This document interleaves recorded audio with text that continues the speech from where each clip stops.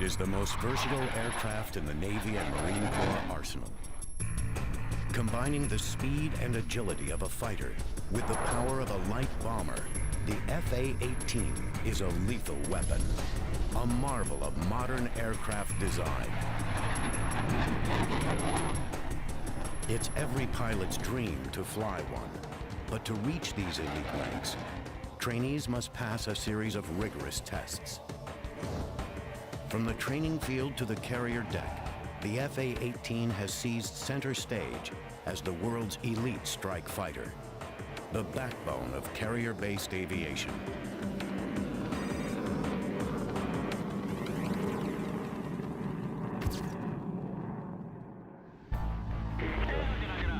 Thanks for 3-1, Josh. Approach Charlie, down 203,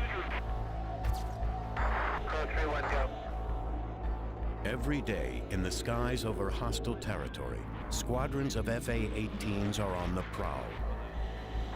This is the front line where the F-18 excels. Striking targets in support of troops on the ground and tracking the horizon for enemy fighters, these jets project power from thousands of feet in the air. And their reach extends to almost anywhere on the planet, because their home base is no ordinary airstrip. For the F-18, home base is a floating runway churning the waters miles offshore. This is one of the United States' 12 aircraft carriers, a fully functional airport at sea. Even after striking targets and risking the threat of enemy fire, these F-18 pilots can't rest until they bring their aircraft safely to a stop on board.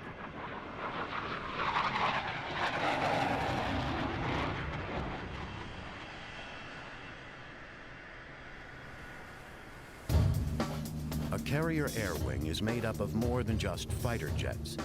Each of the 80-plus planes on board carries out a specific task. S-3 Vikings for refueling and sub-hunting. E-2C Hawkeyes for reconnaissance. EA-6B Prowlers for jamming enemy electronics. And HH-60 Seahawk helicopters for shuttling people and materials.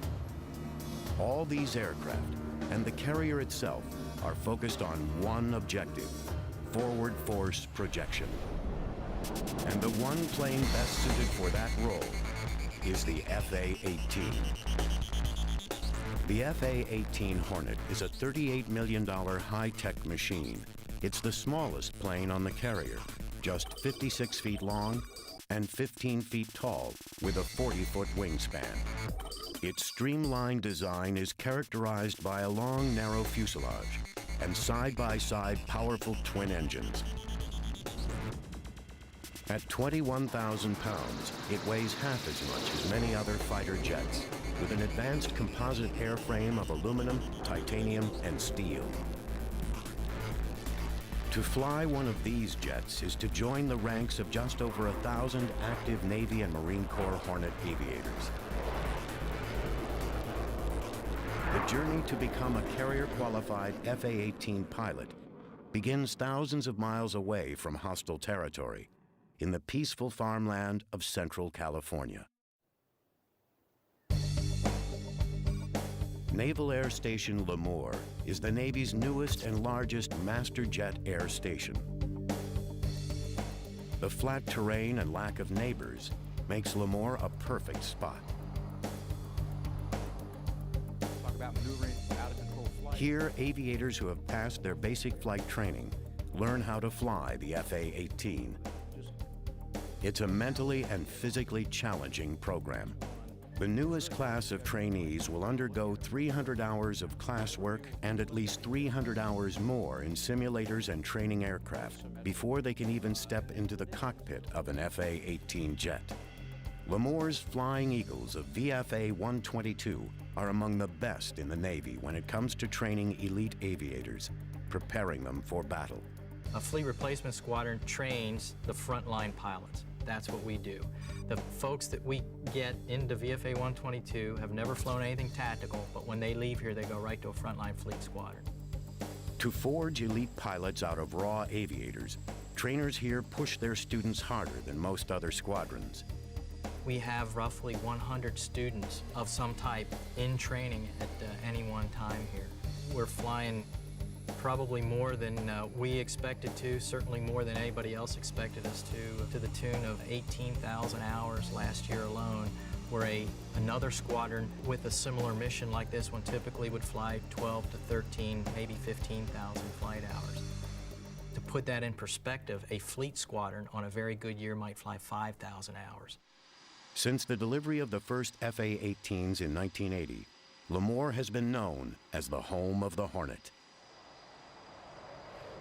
Nearly 365 days a year, from the early morning on, the skies over Lemoore echo with the deafening roar of FA-18 jet fighters. The FA-18 that these trainees hope to fly is a much more sophisticated machine than earlier Navy jets.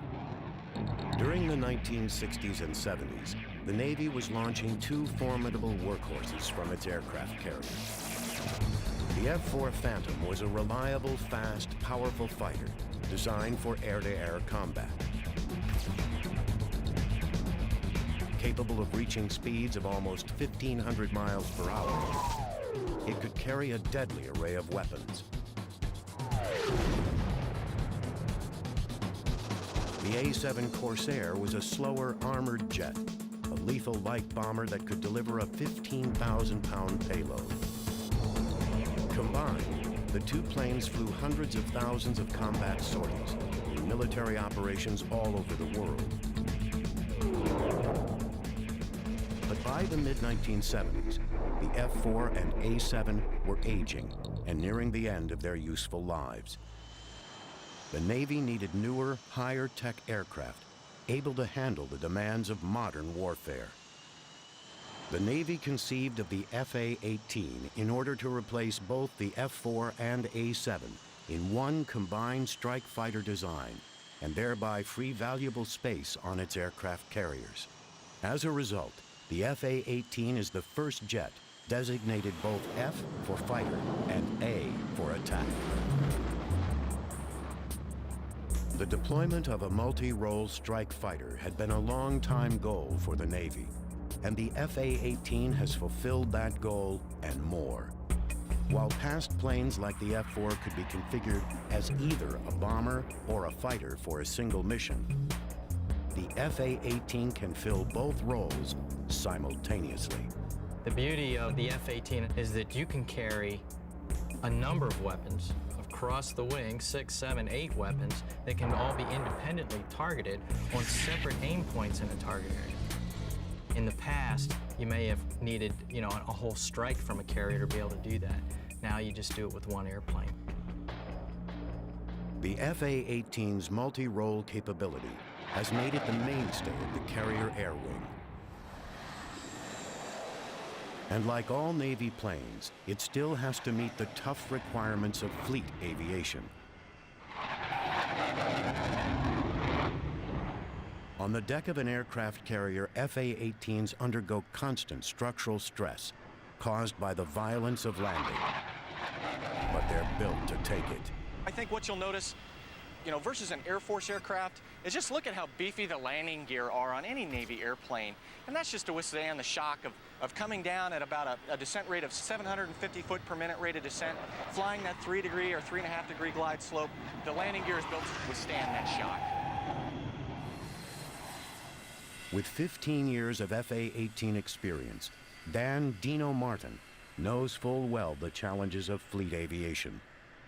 He's successfully touched down on carriers over 400 times.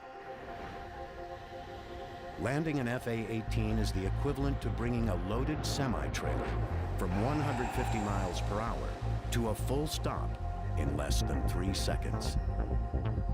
The FA-18 is also built to sustain a punishing takeoff. Another thing you'll notice about the aircraft, the nose gear is going to be real beefy, but what's this ugly looking thing right here hanging off the front of the nose gear? That's our launch bar, and that is going to be hydraulically extended and retracted. It goes down into that shuttle, it goes down a cat track, and that shuttle grabs onto the tip of that launch bar, and that's what propels you down the catapult stroke.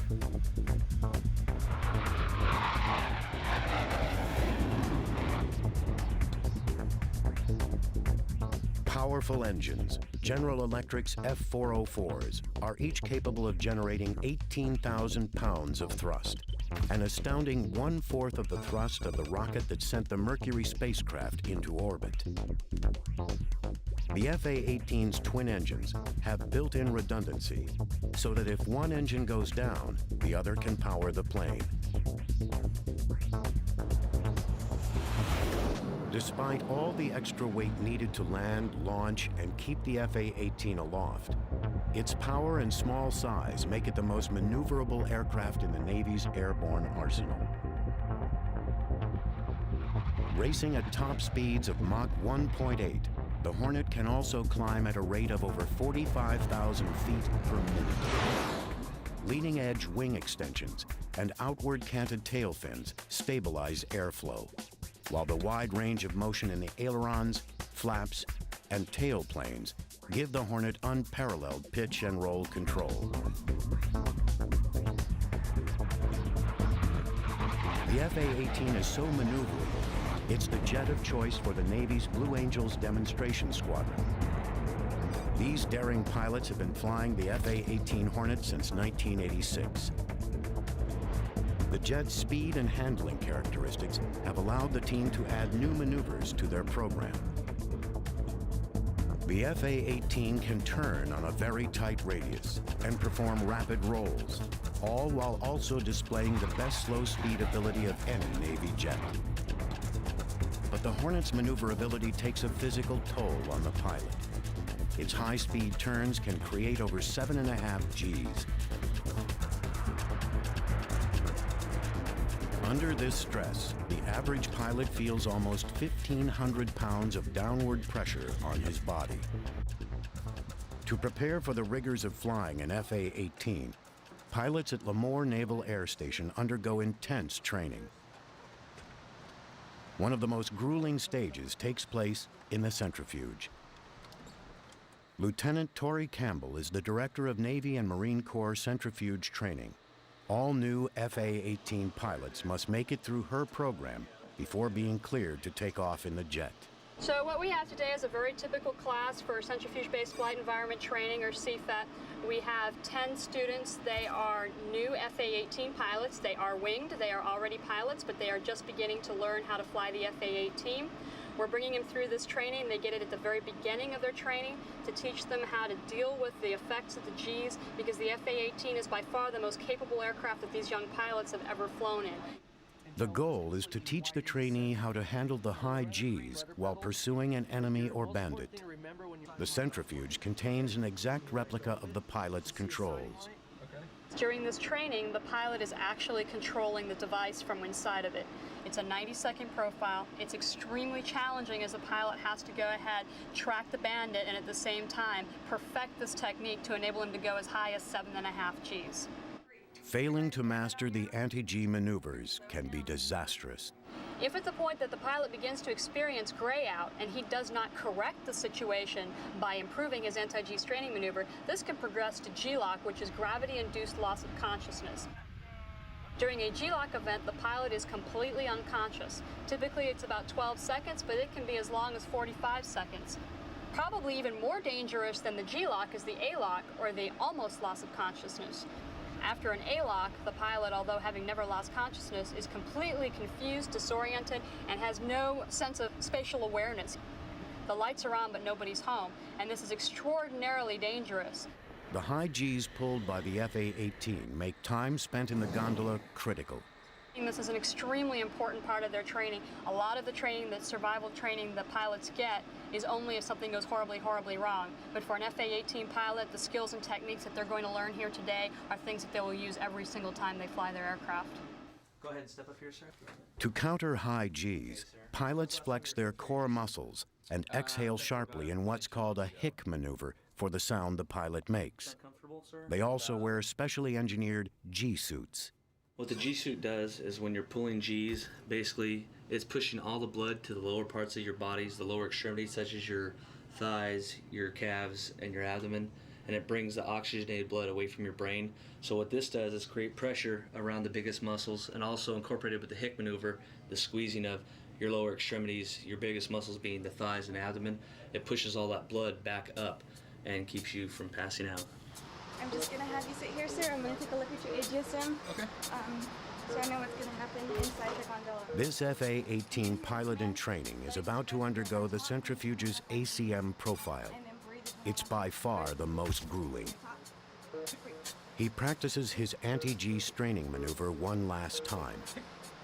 Any questions? No. Looks good. Okay, and I'll get somebody to put you in. Great.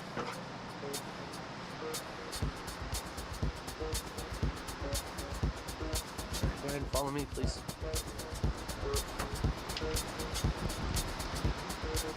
Personnel in a control room monitor his breathing and blood pressure levels and watch for G-lock and A-lock symptoms. Com check, please. Loud and clear, how me? Read you the same, loud and clear. Restraint system? All 4 locks. But even with all the safety checks, once the door closes, he's on his own. G-suit? Plugged in, comfort zipper zip, no air first ride. All right, pilot is clean.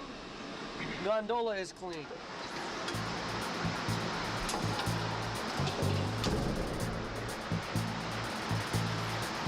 Sir, are you ready to go to idle? Yes. It's gonna be about 15 seconds till you feel it start moving. Breath? The initial stages of the profile hover between 5 and 6 Gs, with breaks of minimum G tolerance in between.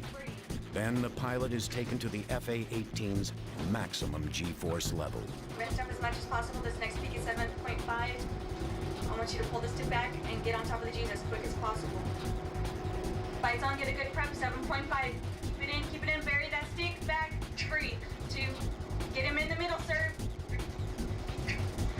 Hold it off, sir, lock it off. Seal it off, sir.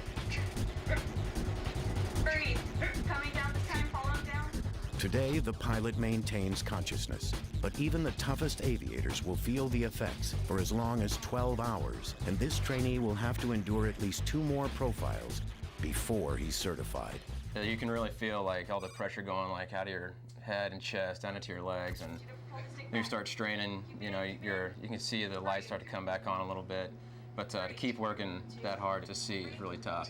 In an F-18 Hornet, it's really important to be able to understand how this training works, using the G-suit and the centrifuge, and understand how your body reacts to Gs, because you could be fighting somebody one-on-one in a real dynamic environment where you're pulling a lot of Gs and trying to look out over your shoulders and maintain a good look at so you see the bandit. Or if you're coming off a target and you have to snatch on a bunch of Gs real quick, then you need to know how to prepare your body so you don't black yourself out or go unconscious and put yourself in some real danger. To maintain control during the most difficult maneuvers, the FA-18 contains a computer-assisted fly-by-wire system.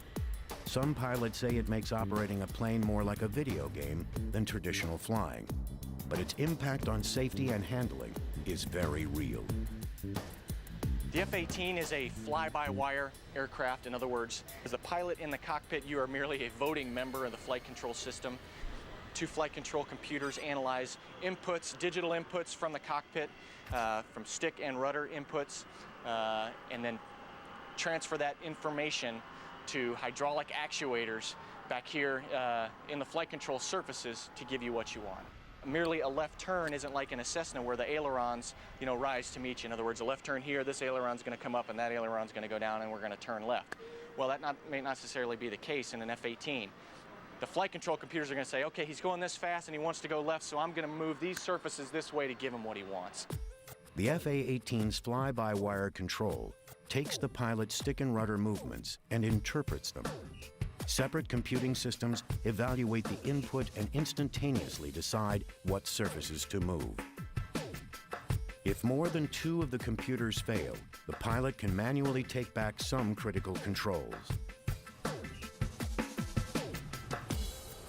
If the pilot does lapse into G-lock during a maneuver, the FA-18's flight system takes over, automatically leveling out the jet's path through the air.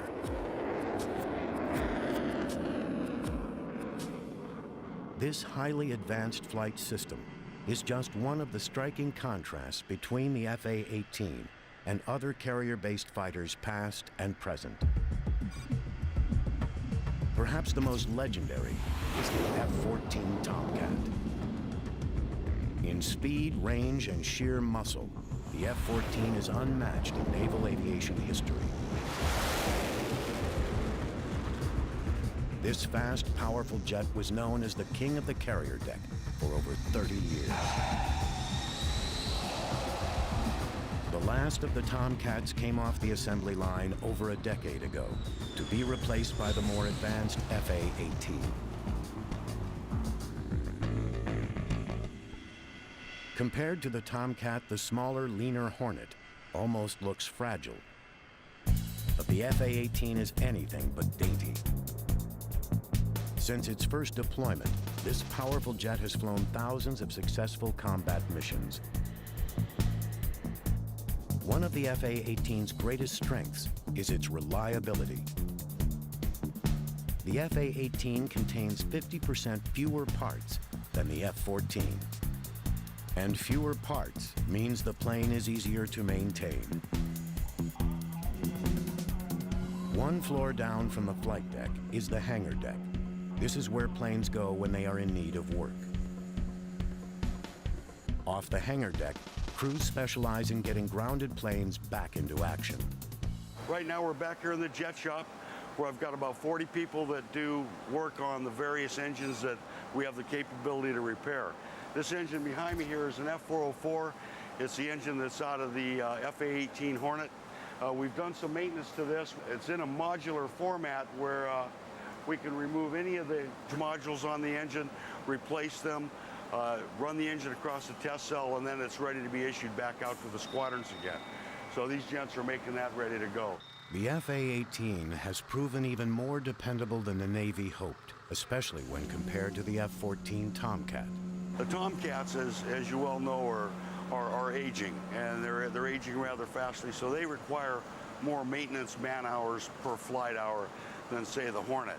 The Hornet, on the other hand, is still relatively young, comparatively speaking, and there aren't as many maintenance man-hours required. Tomcat maintenance squads must work almost 4 times as many hours to maintain their aging aircraft. When not undergoing repairs or routine maintenance checks, carrier-based FA-18s are either in the air or parked, wing to wing, on the flight deck. With as many as 80 planes aboard, and several at a time taking off or landing, the flight deck can become dangerously busy.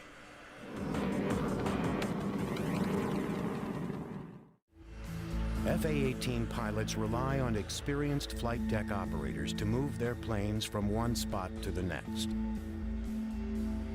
With the amount of activity on the flight deck, pilots and personnel have to be under constant alert. Some people like to say that it's one of the most dangerous streets in the world because of everything that's going on. You really have to have your head on your shoulders and be thinking about everything that's going on around you. There's so much going on and so much danger and bad things that can happen, so it takes a lot of skill. With all the heavy moving parts, one wrong turn can spell disaster. FA-18 pilots have to make sure they're constantly on the same page with their operators, communicating with them using a strict system of signals. To make room on the crowded deck, all naval planes, including the FA-18, are designed to take up as little space as possible. All aircraft that come to the Navy, there is a requirement when they are designed to have some type of function where they can minimize their surface area on the deck. And that means, even down to a helicopter that is going to fold its rotor blades all the way back. The Tomcat's wings will sweep all the way back rather than coming out for the takeoff position that they need. On the S3 wings that fold over the top and now crisscross over the top of the aircraft because that is a very large wing aircraft. But on the F-18, we're going to fold these wings upright, and now there's an extra 4 to 5 feet of space 10 feet total now with the other wing, where that is space not utilized on the flight deck anymore. In other words, able to be used for the guys moving taxiing aircraft around. With $38 million worth of machine under their control, the operators gently ease the FA-18s into their spots. Once in place, another crew chocks the wheels and chains down the plane. They're all following a well-ordered parking plan, a plan monitored just off the flight deck. Once an FA-18 touches down, it becomes the responsibility of the handler. Heads up around the island, pulling out a prop. Heads up around 643. The handler keeps track of the plane's position and uses a complicated set of push pins and buttons to update each plane's status.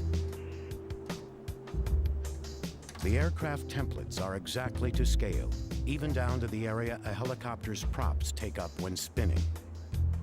Precision like this is essential, as the slightest miscalculation in timing or aircraft size could cause a deadly mishap.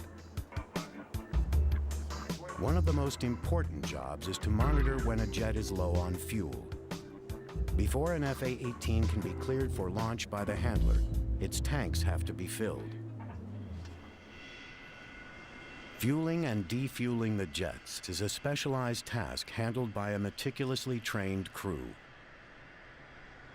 And they're kept busy with the FA-18s, which consume massive amounts of fuel, also known as JP-5. One criticism of the FA-18 is that it has a relatively small onboard fuel capacity of 1,600 gallons.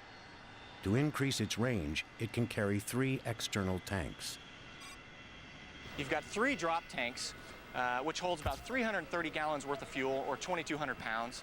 So just by adding those 3 tanks, we increase our fuel load by 6,600 pounds. We add the drag, but the amount of gas that we get outweighs the drag of pushing those through the air.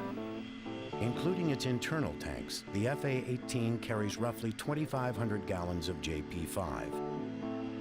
On a regular patrol, it can use almost all its fuel in just an hour and 45 minutes. And FA-18s really burn through their fuel on takeoff, and when they need sudden acceleration from their afterburners. The blast from an FA-18's afterburners is so hot, the protective jet blast diffractors on the flight deck are made of reinforced concrete, as metal would simply melt. With the afterburner, the hot gases that leave the turbine section are incredibly hot. So by throwing just fuel onto those hot gases, right, you get an instantaneous ignition. By opening these turkey feather nozzles, you allow those gases to leave at a very rapid rate, which results in a tremendous burst of acceleration. If I plugged in the afterburners, I'd probably be out of fuel in about 15 to 20 minutes. To keep the FA-18's hungry engines well fed, the carrier needs to keep a large supply of JP-5 on hand. There's so much fuel on board, it serves as ballast to steady the ship and keep the flight deck level. Over a 6-month period, a carrier's planes can burn through almost 12 million gallons of JP-5. To keep the jets fully fueled, the carrier rendezvous with a supply ship every 7 to 10 days.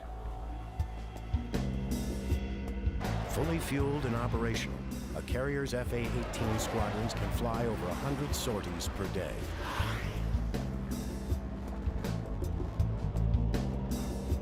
On mission, or as pilots say, in country, the first order of business for FA-18s is to defend against air-to-air targets. This is what's known as dogfighting, and it's an arena in which the FA-18 has proven highly successful.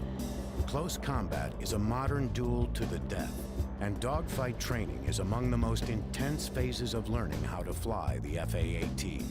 What I'm going to try to do is to stay on your tail as best I can today. At NAS Lemoore, trainees have to take on their instructors to earn their FA-18 certification. We will get ourselves to the appropriate... Lieutenant Commander Mike Bossard is in charge of the fighter weapons phase of FA-18 training. Today, he is training a former Tomcat pilot how to effectively maneuver the FA-18 in every dogfight scenario. And once I get to the appropriate range, I'm going to call either a missile shot, or I'm going to call fights on. So if you ever lose sight of me today, just look right at your 6 o'clock position, and I'll probably be right there. Or you hope so. What do you say we go out there and have some fun? Sounds good.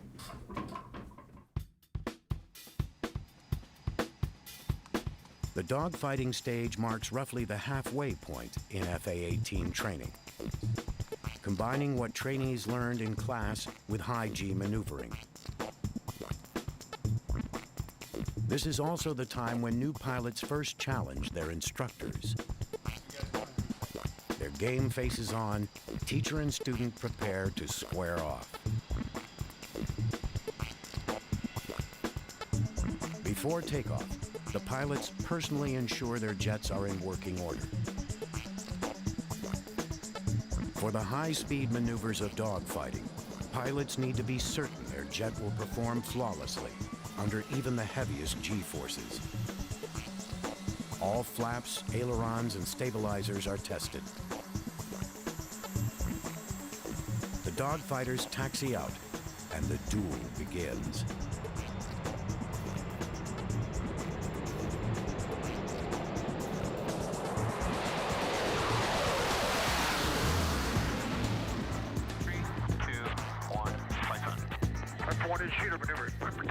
When they're on the offensive, pilots need to stay on the tail of their adversary and lock on target. Trigger down, snap. It's high. Defensive maneuvering requires severe G-turns and sudden escape moves. Right. I got sight.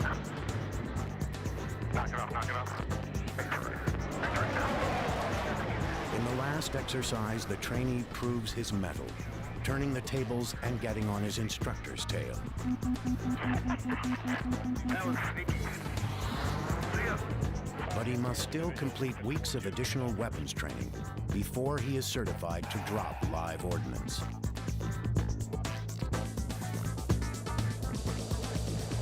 Among the FA-18's most lethal air-to-air weapons is the Raytheon AMRAAM, or Advanced Medium-Range Air-to-Air Missile. The AMRAAM is capable of being launched at well beyond visual ranges, in any weather, day or night. Its low-smoke, high-impulse rocket motor reduces the chance of enemy sighting and evasion, while its 45-pound warhead can take out any plane in existence. The AMRAAM's self-contained active radar seeker allows the FA-18 pilot to maneuver immediately after launch without disrupting the missile's path to its target. Just as deadly as the AMRAAM is the AIM-9X Sidewinder. The Sidewinder's strength is for shorter ranges than the AMRAAM. Its tracking device features a 180-degree periscope-like infrared seeker that can spot and chase targets. The AIM-9X earned the name Sidewinder with its vectoring rocket motors, which allow right-angle turns. Pilots fire and sometimes even steer these weapons from the FA-18's cockpit. What makes these weapon systems all the more lethal is a cockpit design with a heads-up display that allows the pilot to perform many functions without looking down. Code 3-1, go. Code 3-1, I have a tanker down south. And almost every task a pilot needs to perform can be done without having to take his hands off the controls. Work area they use down there. Well, the biggest thing to note is hands-on throttle and stick, or HOTAS. I mean, everything you can do everything with just with your fingers while they're on the stick and throttle. Where in the Tomcat, it was more user-intensive. Had to push a lot of buttons, take your hands off the throttle, or take your hands off the stick to do certain things. And in the front of the Tomcat, you had very limited capability as far as what kind of radar modes you were in and what kind of stuff you could do. The Hornet, from the front, you basically can do everything. With the FA-18's advanced cockpit design and fly-by-wire control system, the pilot has more flexibility than in any other Navy jet. What this aircraft becomes when you go airborne, or even prior to going airborne, it becomes more or less an extenuation of your actual body. I mean, you become a part of this jet, you become one with the jet. What these displays allow you to do is find a mechanism or a conduit through which you can best glean all that information off, and you can incorporate that into your decision-making process while you're airborne. You get very comfortable hopping into this thing, starting it up, and launching off the front end of the carrier with it. To get this comfortable with their planes, future FA-18 pilots spend over 50 hours in a flight simulator at NAS Lemoore. It recreates almost exactly the cockpit and flight characteristics of the FA-18. This state-of-the-art equipment enables air crews to virtually fly every scenario. We'll initially start our training here with just basic flight procedures, and as the training progresses, we'll learn different weapon systems, how to fight the airplane air-to-air, and how to use it air-to-ground. And eventually, we'll end up flying at the boat with this. The final test that future Hornet pilots face in the simulator prepares them for one of the most difficult tasks in naval aviation: landing on the deck of an aircraft carrier. The minute you take off until you get on the carrier, that's all you're thinking about is that landing. You can't replicate that. The simulator does the best you can, but there isn't the feeling of fear, the feeling of death, or the excitement, or the adrenaline. It doesn't come through your system in the simulator. But what this will do is give you muscle memory. When the adrenaline does start pumping through your body and the excitement, you start thinking about what you did in the simulator. After simulated carrier landings, pilots get even closer to the real thing. This is Lemoore's landing signal area, complete with arresting cables, distance markers, and even the identical landing lights pilots use as a guide to touch down on the carrier successfully. Here at NAS Lemoore on runway 32 left at the just outside the LSO shack. Behind me you can see the optical landing system, the Fresnel lens, which provides the pilot a optical reference for how high or low he is below glide slope, and that's real important because the plane has to land at the proper spot on the carrier. The LSO, landing signal officer, he stands at the back of the boat, and he's in verbal communication with the pilots via the radio. But he also uses this, the pickle. This controls the lens. Pushing this button illuminates the red wave-off lights. So that would indicate that the landing area is fouled, like there's another aircraft in there, or personnel. And also the cut lights here, you can give them by using the cut lights, it's another non-verbal way that the LSO can communicate to the pilot that he wants them to give a little bit of power to come up on glide slope a little bit.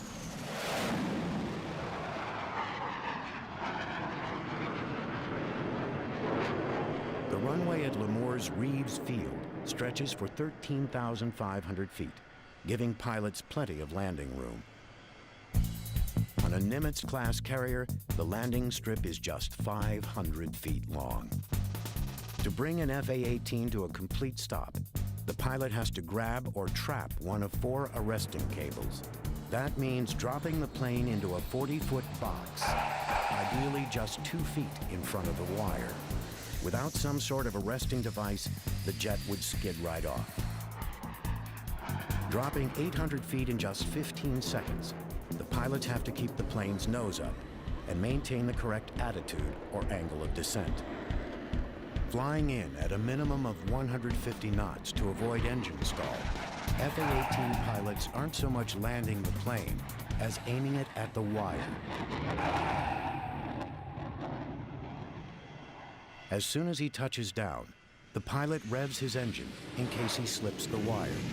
If he misses, he takes off, circling around to try again. During the day, the pilot can at least see the deck. At night, the carrier turns off all but a few lights to avoid becoming an easy target for enemies. Liquid vapor torches cast just small pools of light. The rest of the flight deck remains as dark as possible. From 3 miles away, the carrier looks like a pinprick of light. There's no way to tell which direction it's moving, and the fatigued pilot's eyes can easily play tricks on him. Pilots returning at night have often been aloft on missions as long as 6 hours. The extra fatigue leads to a greater chance of missing the wire.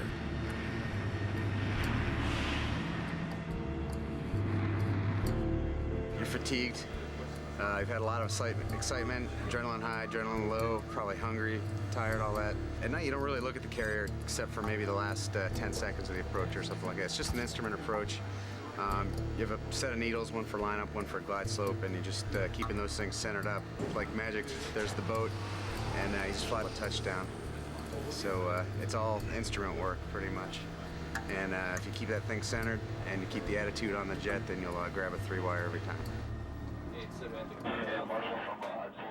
Day and night, FA-18s and other planes are watched closely in the Air Traffic Control Center, a miniature version of what exists at any major airport. At the very top of the tower, the air boss directs the landings and takeoffs. From his perch, the air boss oversees pilot landings on the aft of the flight deck, as well as launches on the middle 2 catapults.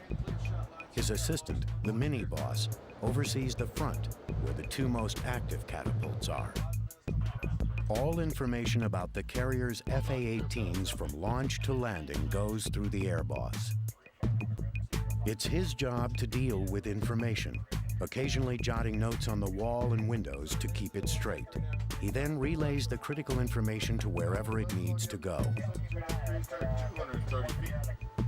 The air and mini boss are both aviators. This way they know every procedure intimately and immediately understand a pilot's status. Even the captain of the carrier is an aviator, highlighting the role of the aircraft carrier as a floating airbase. The FA-18's central role on the carrier is clear from the top of the tower to deep into its belly. This is one of the ship's 40-plus weapons magazines, where crews prepare the FA-18's various weapons loads. What we're doing today is configuring 2 Mark 83 low-drag bombs, utilizing a parachute-type fin assembly. What they're going to be doing now is they're going to hoist the bombs up on the bomb table. This 1,000-pound ordnance is a dumb bomb, just one weapon in the FA-18's arsenal. The FA-18 can be configured to carry over 24 different bombs and missiles. Once the FA-18's bombs are assembled, they ride a series of elevators to the flight deck.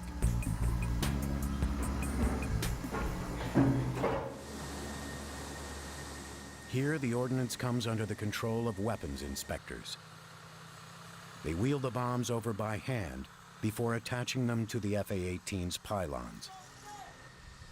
For all the high-tech gadgetry surrounding the FA-18, some tasks still come down to raw muscle power.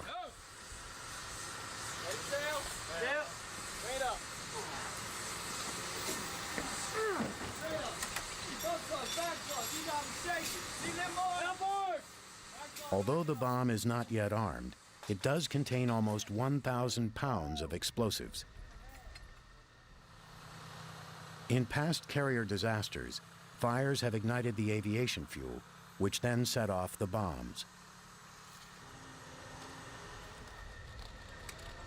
Today's bombs have extra insulation so that they can withstand short periods of extreme heat or fire. The last step is to add the fuse. The final arming of the bomb takes place only after the plane takes off. From inside the FA-18 cockpit, pilots throw a switch, activating them. Dumb bombs are just a small part of the FA-18 strike-ready arsenal. For precise ground support, they include the latest laser and GPS-guided weapons. Everything we're doing in country is precision-guided munitions. In other words, a laser-guided bomb or a bomb that goes to precision coordinates on the ground. One of the FA-18's most lethal air-to-ground weapons is the JSOW. A large precision strike weapon, the JSOW affixes to the FA-18's middle wing weapon station. Once launched, it releases 2 wing structures that allow the missile to glide toward its target. Skimming just a few feet above the ground, the JSOW releases powerful cluster bombs that can destroy multiple targets in one strike.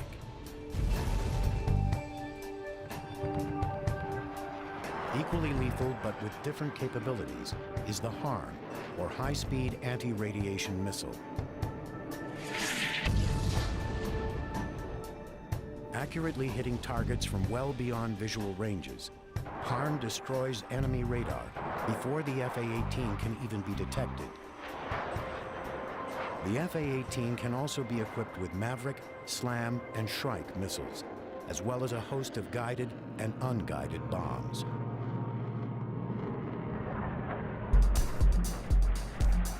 The highlight of air-to-ground weapons training is when FA-18 pilots learn what it's like to drop real live ordnance.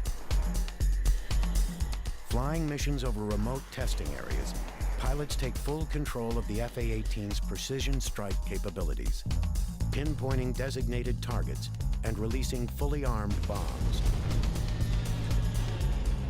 Known as Live Day, this is when new Navy pilots experience for the first time the destructive air-to-ground capabilities of the F-A-18.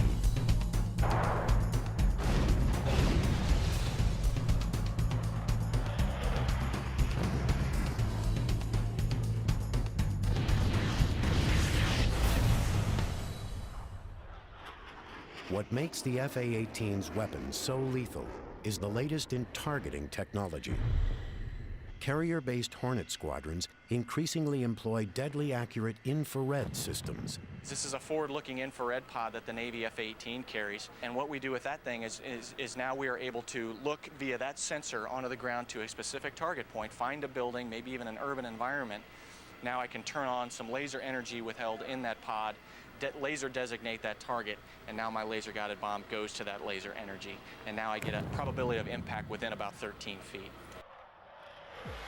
F-A-18s also track targets using highly advanced radar technology, housed in the nose of the plane. These unique systems allow the pilot to switch between air-to-air and air-to-ground modes with the push of a button. Integrated into an electronic network, the F-A-18 takes on a central role in frontline operations. Through satellite data link, the radar, map, and weapons displays of the F-A-18 cockpit can be seen by fellow aircrew, as well as commanding officers in the carrier strike group.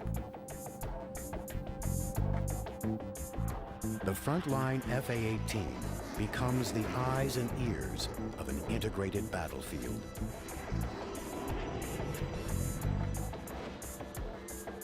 And with each updated model, the F-A-18 grows more sophisticated. At Lemoore, the latest class has spent 9 months preparing for battle. As they set out for the fleet, the most recent graduates take control of the next generation of F-A-18, the Super Hornet.